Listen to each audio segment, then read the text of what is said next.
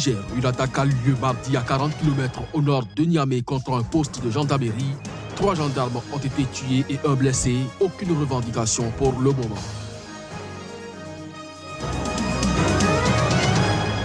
En Côte d'Ivoire, l'opposition appelle à une suspension des premières élections sénatoriales fixées au 24 mars prochain. Elle juge leur tenue anticonstitutionnelle et source de tensions sociales.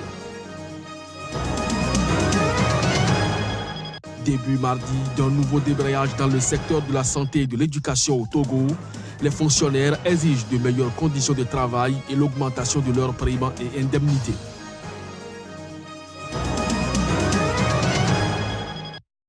Mesdames, Messieurs, c'est là le sommaire du journal. Bonjour et bienvenue. Le groupe de soutien Bring Back Our Girls, mis en place après l'enlèvement de masse de Chibok au Nigeria, a accusé mardi le gouvernement d'incompétence et de négligence après le nouvel enlèvement par Boko Haram de plus de 100 écolières dans le nord-est. Le groupe affirme également soupçonner une tentative délibérée au plus haut niveau pour couvrir les actions et les inactions qui ont conduit à de nouveaux drames. Reportage.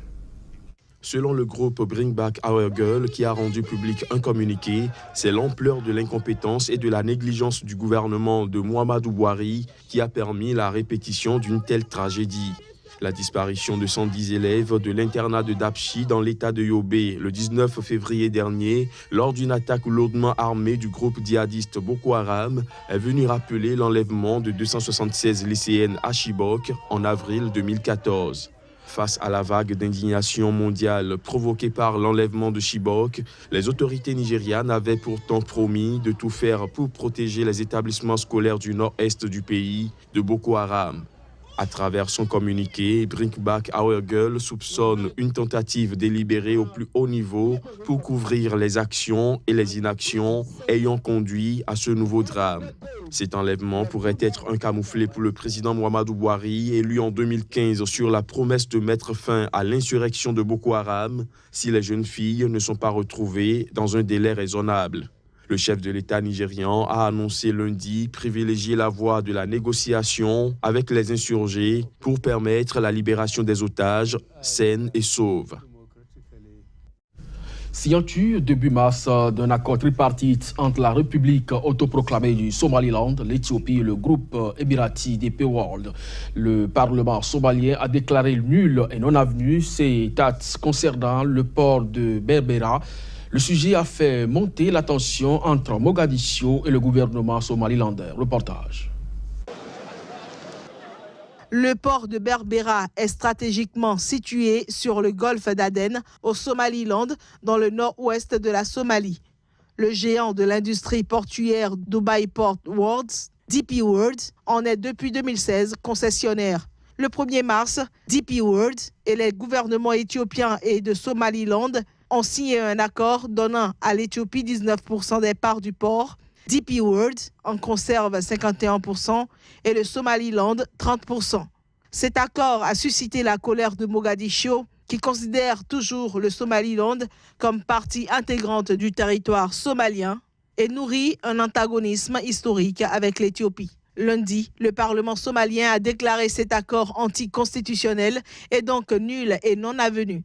Il a fait valoir dans une résolution que seul le gouvernement fédéral de Somalie peut s'engager dans des accords internationaux. Cette résolution va jusqu'à interdire à DP World d'opérer où que ce soit en Somalie. En effet, le Somaliland s'est déclaré indépendant du reste de la Somalie en 1991, mais n'est officiellement reconnu par aucun pays. La décision du Parlement somalien risque d'aggraver les tensions.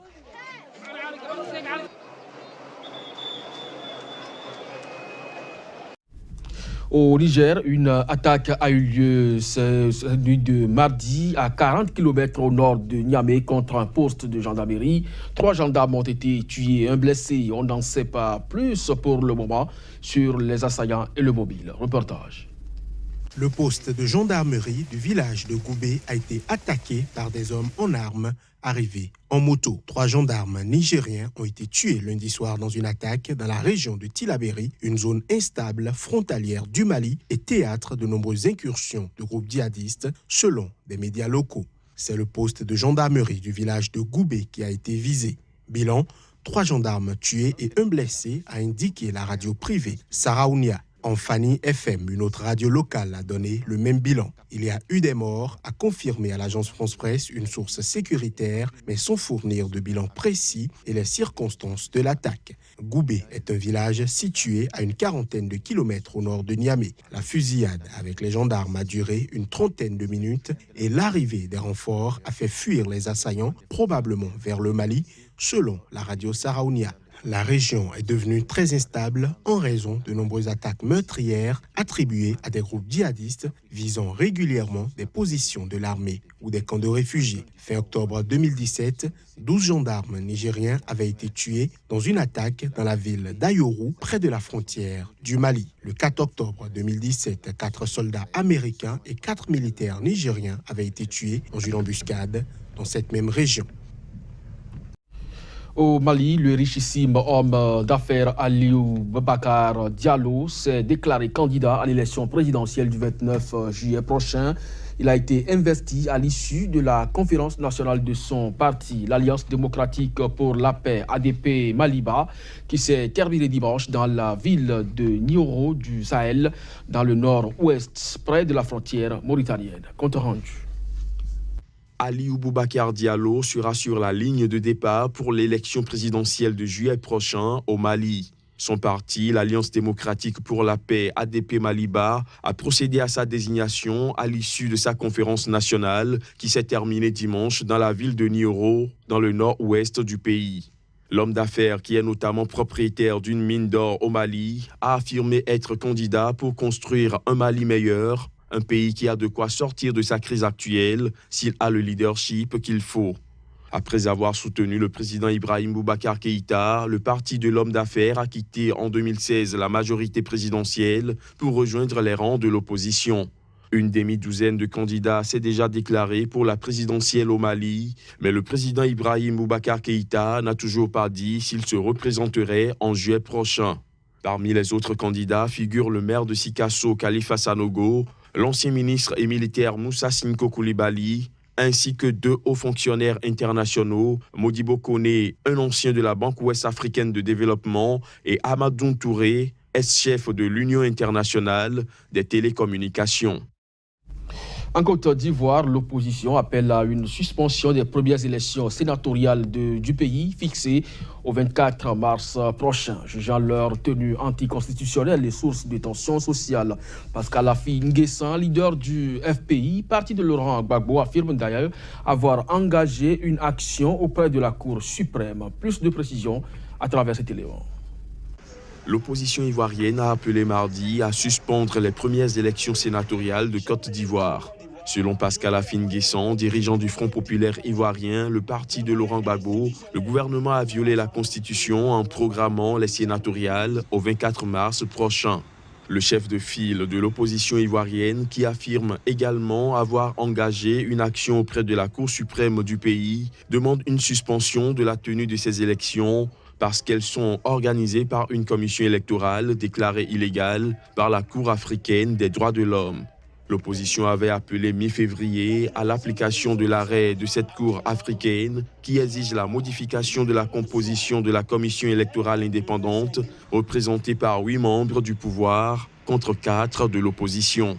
Pour le gouvernement ivoirien qui a réaffirmé lundi dernier sa volonté de tenir le scrutin, la question de la réforme de la composition actuelle de la commission électorale indépendante ne se justifie pas car elle résulte d'un large consensus de tous les acteurs politiques de premier plan.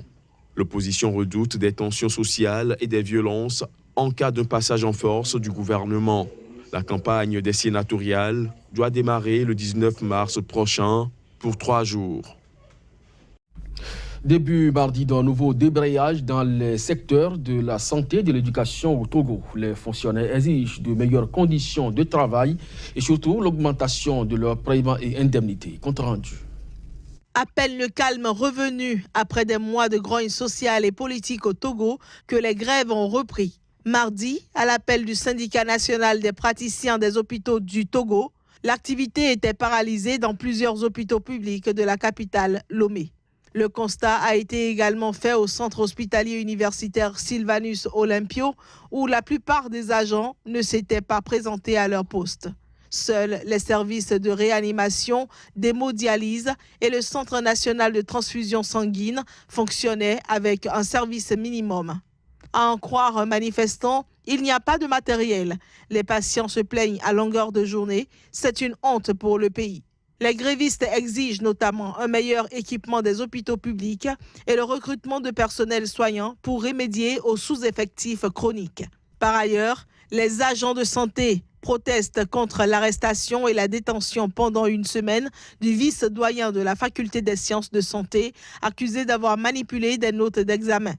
Il a été libéré lundi soir. Côté éducation, les enseignants des établissements scolaires publics ont décrété une grève de 3 jours pour réclamer, entre autres, une augmentation de la prime spécifique à leur statut pour toutes les catégories d'enseignants. Un tribunal de Cotonou a condamné mardi 7 responsables des plus grandes compagnies commerciales pharmaceutiques du Bénin à 4 ans de prison ferme. Une peine dont la lourdeur se veut un symbole dans la guerre aux faux médicaments. Les images.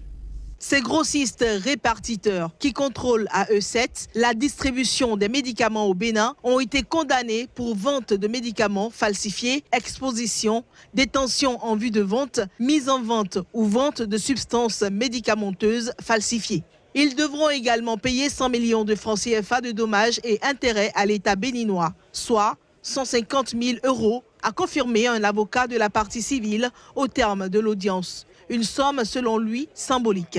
D'autres prévenus, dont 2 collaborateurs du député de l'opposition Atao Renouho, qui est en fuite et chez qui la police a saisi plusieurs centaines de cartons de médicaments début décembre, ont écopé de peine de 6 mois de prison ferme. Le directeur du service des pharmacies, des médicaments et des explorations diagnostiques, sous tutelle du ministère de la Santé, qui était poursuivi pour ne pas avoir empêché la commission de ces infractions, a été remis en liberté. La dernière audience de ce procès, sans précédent par son ampleur, n'a duré qu'1 heure. Après une enquête préliminaire, les prévenus n'ont été présentés à la barre qu'à 3 reprises en moins d'1 mois et ont été incarcérés pendant la tenue de leur procès. Nous n'allons pas en rester là, a assuré un des avocats des grossistes.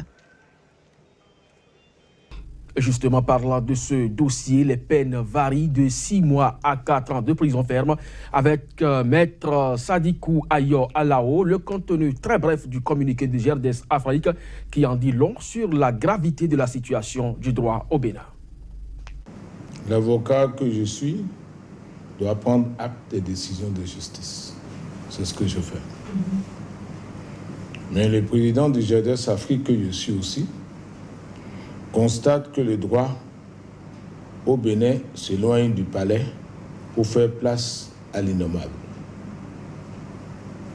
La seule question que je me pose est de savoir si ceux qui ont fait le choix de fuir le pays pour ne pas être confrontés à la justice n'ont pas fait le bon choix.